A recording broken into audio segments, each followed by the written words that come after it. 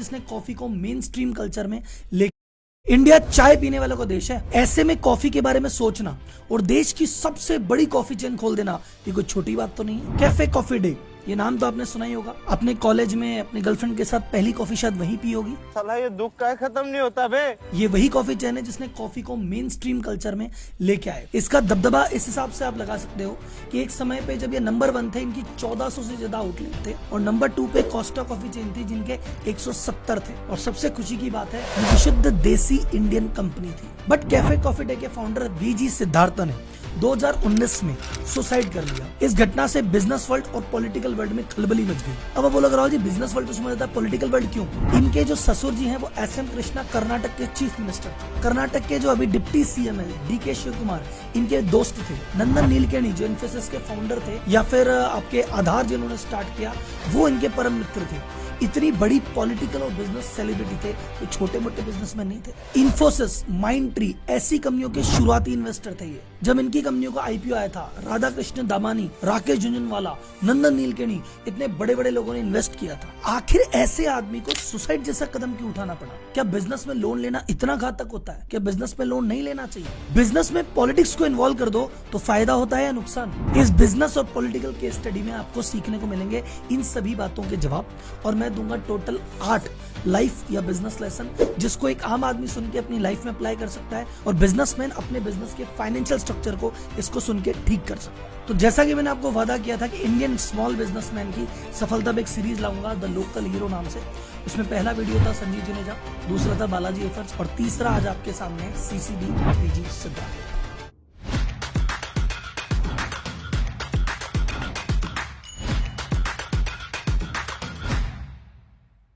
इस वीडियो में हम डिस्कस करेंगे the rise and fall of CCD. तो स्टार्ट करते हैं द राइज से, कैसे जीरो से टॉप पे पहुंचे। इंडिया चाय पीने वालों का देश है, लेकिन कॉफी के उत्पादन में भी हमारा 7वां नंबर आता है। और हमारे देश की 90% कॉफी कर्नाटक, केरल, तमिलनाडु इस एरिया से आती है। 80% तो एक्सपोर्ट कर देते हैं। पर ये जो 2 स्टेट है कर्नाटक और तमिलनाडु, इनमें भैया चाय से ज्यादा कॉफी का शौक है। और आपने भी फिल्टर कॉफी कभी न कभी स्टेट की जरूर पी होगी। कर्नाटक के चिकमंगलुरु इलाके में कॉफी प्लांटेशन का बहुत बढ़िया काम है और वीजी सिद्धार्थ के जो पूर्वज हैं 150 साल से कॉफी प्लांटेशन का वहां पे काम कर रहे थे। 1956 में फैमिली बंटवारे के बाद इनके पिताजी ने 480 एकड़ का लैंड लिया और उस पर कॉफी प्लांटेशन का काम चालू किया। वैसे तो वीजी सिद्धार्थ को हम कॉफी किंग के बारे में जानते हैं, पर इनका कॉफी में बिल्कुल रुचि नहीं थी। इनको ज्वाइन करनी थी इंडियन आर्मी, एनसीसी में भी मेंबर रहे, आर्मी के लिए ट्राई भी किया लेकिन सिलेक्ट नहीं हो पाए। तो उन्होंने कहा चल क्या करें, फिर कुछ और करते हैं, लेकिन फिर भी कॉफी का काम नहीं किया। इनका इंटरेस्ट जगह शेयर ट्रेडिंग में, बोले यार शेयर्स में काम करेंगे। ये बॉम्बे गए, जेएम फाइनेंशियल उस समय की सबसे बड़ी फर्म थी, वहां पे जाके उन्होंने 2 साल काम सीखा और खुद की शेयर ट्रेडिंग की कंपनी सिवान सिक्योरिटीज नाम से डाल दी। जब शेयर कंपनी चालू की तो पिताजी से पैसे मांगे, तो पिताजी ने इसको कहा कि भैया 7.5 लाख रुपए दिए। कहा ये पैसे दे रहा हूं। अब उस समय 7.5 लाख बहुत बड़ी बात थी, तो ये भी बड़े आदमी थे। इन्होंने कहा बेटा ये पैसे खत्म हो जाए, लॉस हो जाए तो घर आ जाना चुपचाप कॉफी बिजनेस में। और उन्होंने पिताजी को वादा किया था कि भैया पिताजी आपके पास है 480 एकड़ का प्लांटेशन, 100 एकड़ तक का रिस्क मेरे को खेलने दो। 100 एकड़ अगर मेरे से चले गए तो बाकी मैं आके काम कर लूंगा। अब इनके पास 7.5 लाख आए तो उन्होंने गेम खेला। इन्होंने कहा 5 लाख की तो जमीन खरीद के छोड़ दी और 2.5 लाख अपने शेयर ट्रेडिंग के बिजनेस में लगाए। कहा 5 लाख की जमीन वैसी समय के साथ 10 लाख हो जाएगी, पिताजी को तो चुका देंगे, मेरा भी 2.5 लाख मेरे पास है। और उस दौर में बहुत ज्यादा ट्रेडर्स भी नहीं थे, मार्केट में बहुत ज्यादा हलचल भी नहीं थी, तो प्रॉफिट कमाना काफी हद तक आसान था। ये कहते थे यार बेंगलोर में कोई चीज 10 रुपए में खरीदी, जयपुर में 10.5 की बेची, मुंबई में 11 की बेची, ऐसे घूम के 25-50 पैसे का मार्जिन रोज निकल जाता था। या तो बम्पर प्रॉफिट या बम्पर नुकसान, बट रोज कुछ ना कुछ बम्पर ही होता था। अब ये समझदार थे, इंटेलिजेंट थे, बिजनेस का सेंस था, तो शुरुआत में खूब पैसे कमाए और पैसे का जो प्रॉफिट था उसको री इन्वेस्ट नहीं करते थे स्टॉक में, उससे लैंड खरीद लेते थे। तो 1985 से लेकर 93, 8 साल के बीच में इन्होंने 3000 एकड़ लैंड खरीद लिया। तो जब 91 में थोड़ी इकोनॉमी खुली तो इन्होंने कहा भैया जो इकोनॉमी खुली है, अब पहले तो लोकल बिजनेस हो रहा था, अब एक्सपोर्ट भी कर पाएंगे, अब इंटरनेशनल लेवल पे अपना माल बिकेगा, अब मोटा मार्जिन मिलेगा।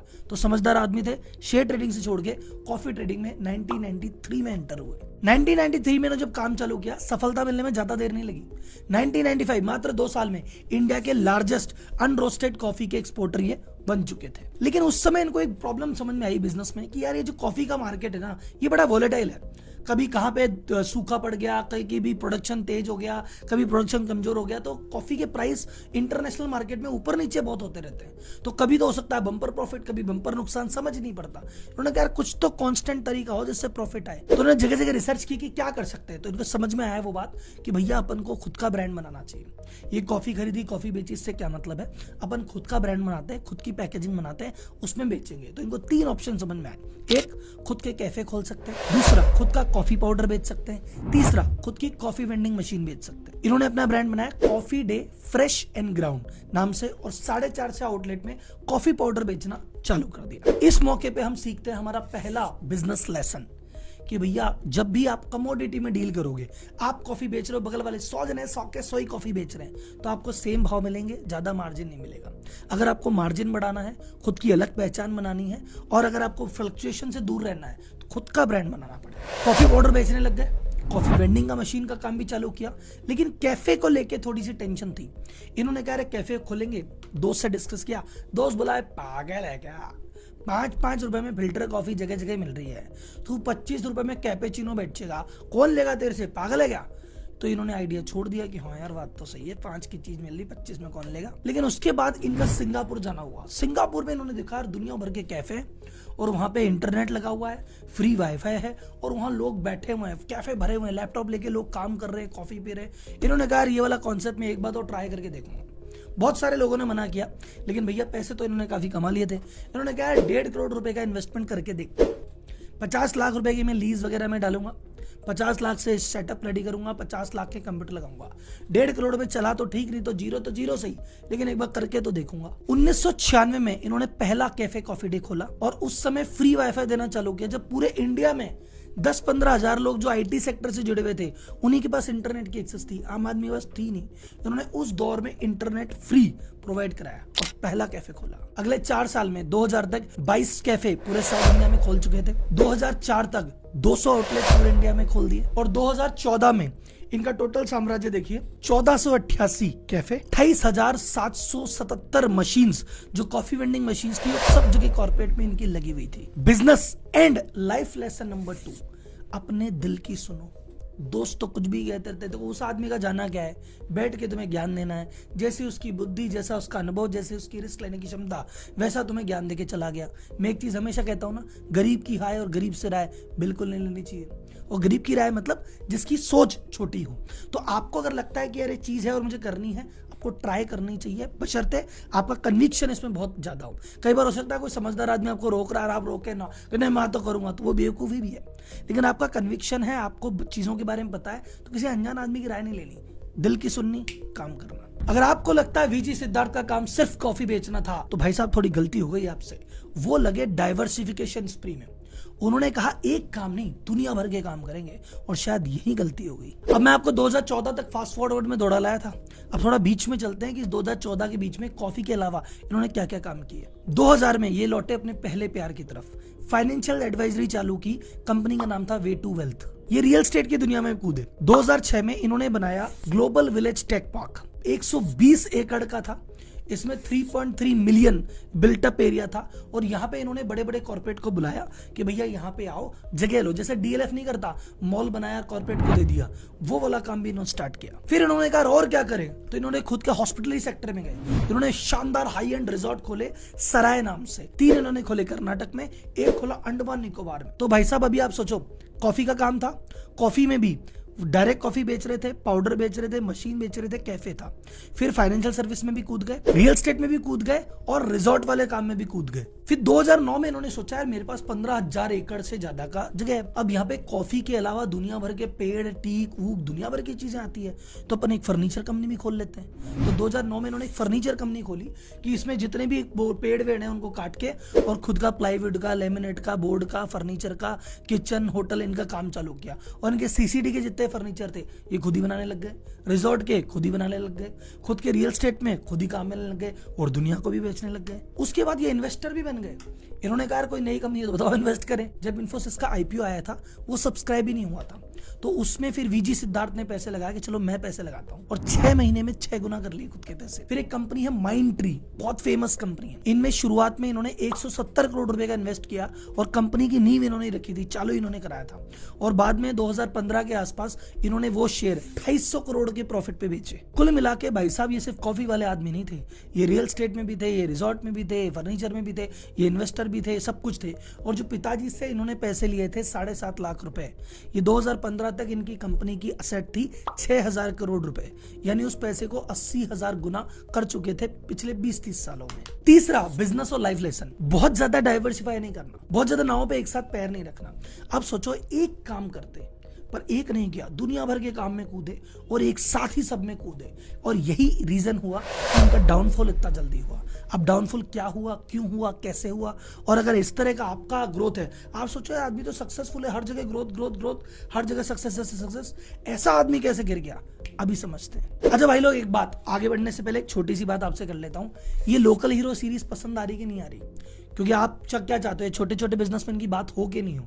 अगर पसंद आ रही है तो एक बार वीडियो को लाइक करके या कमेंट करके मुझे बताओ कि इस तरह की चीज पसंद आ रही है तो मैं और लेके आऊं। अब बात करते हैं डाउनफॉल के बारे में। जब आप बहुत तेजी से एक्सपैंड करते हो, बहुत तेजी से डाइवर्सिफाई करते हो, तो भैया पैसे की जरूरत लगती है। आइडियली स्थिति क्या होनी चाहिए, आदर्श स्थिति, आप एक बिजनेस को सेटल करो, उस बिजनेस से जो पैसा आए उससे दूसरा सेटअप करो, फिर दोनों के बिजनेस से जो पैसा आए उससे तीसरा सेटअप करो, तीसरे से जो आए उससे चौथा करो, और बीच में अगर लोन की थोड़ी मोटी जरूरत पड़ रही है तो ले लो।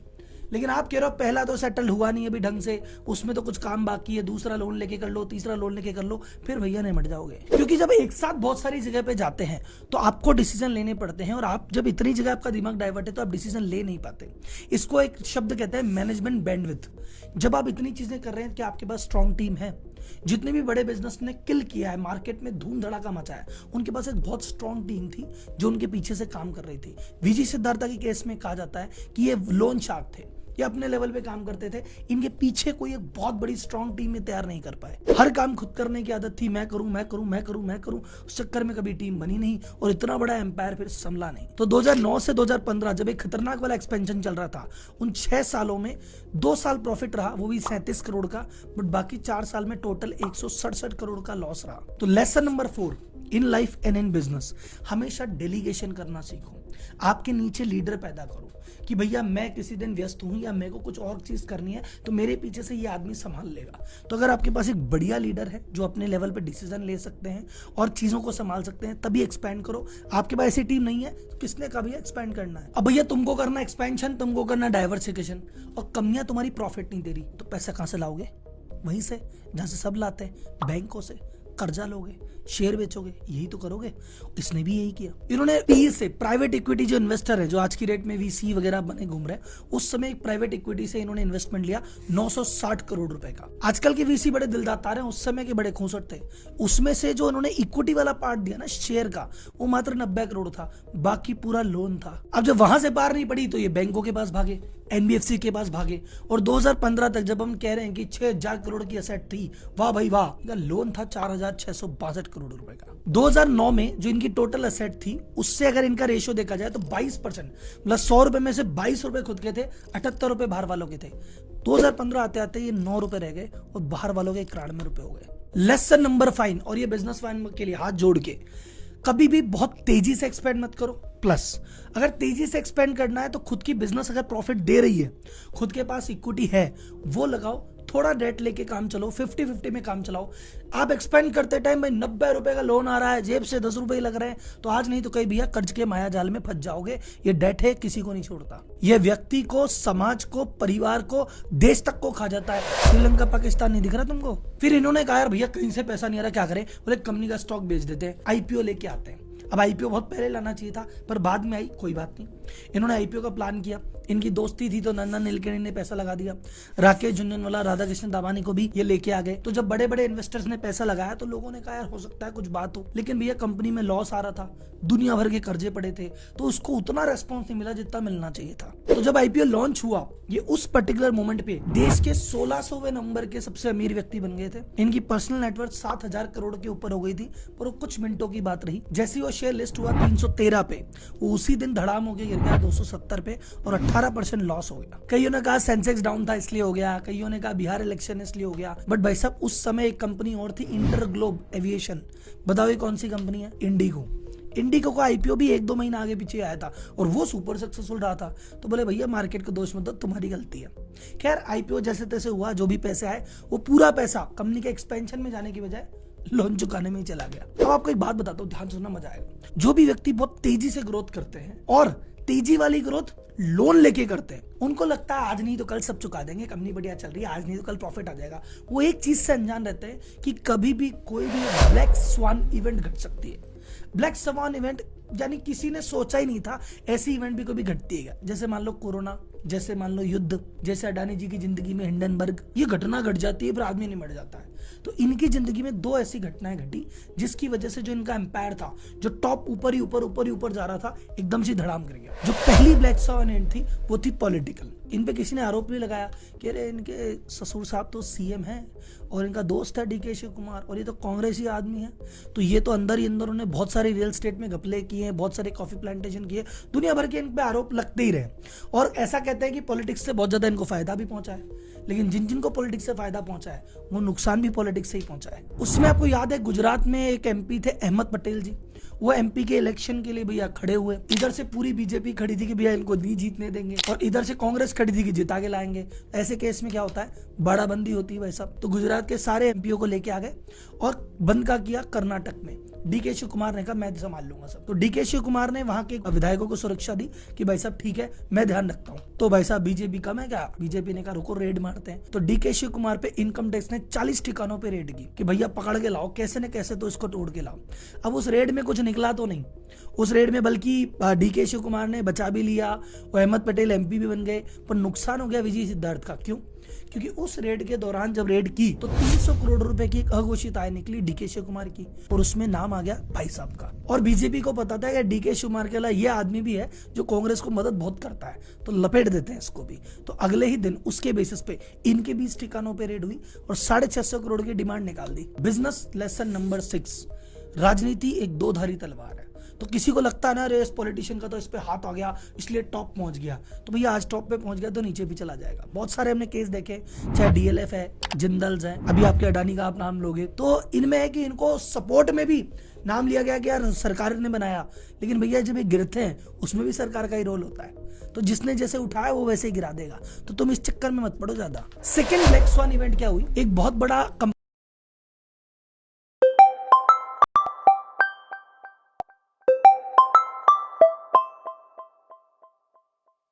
इसमें फ्रॉड हुआ तो बाजार में हल्ला मच गया कि अरे यार बिजनेस में अगर आप ढंग से डिसीजन ले रहे हैं, एवरीथिंग इज राइट, तो ग्रोथ कितनी तेज होती है। और अगर 2-4 ब्लैक स्वान इवेंट हो जाए तो माइनस होने में भी टाइम नहीं लगता। हाँ, अगर ये सारी चीजें होती, ये खुद की जेब से या खुद के प्रॉफिट से एक्सपेंड